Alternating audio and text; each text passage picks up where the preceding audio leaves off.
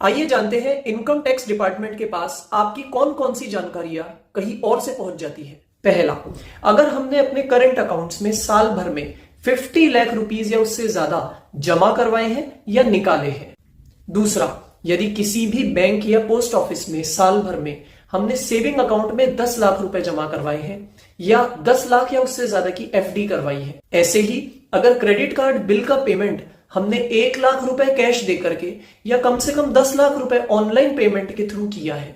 यदि किसी भी कंपनी का इशू निकलने पर हमने कम से कम 10 लाख रुपए के शेयर्स खरीदे हैं या बॉन्ड्स खरीदे हैं या किसी म्यूचुअल फंड में 10 लाख रुपए लगाए हैं। ऐसे ही अगर साल भर में हमने 10 लाख रुपए की फॉरेन करेंसी जैसे पाउंड या डॉलर खरीदे हैं,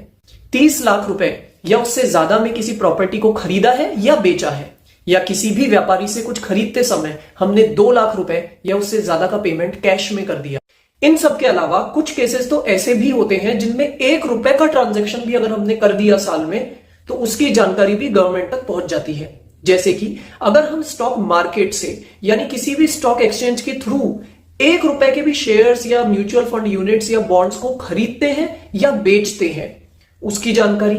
या हमने जो भी डिविडेंड कमाया है साल भर में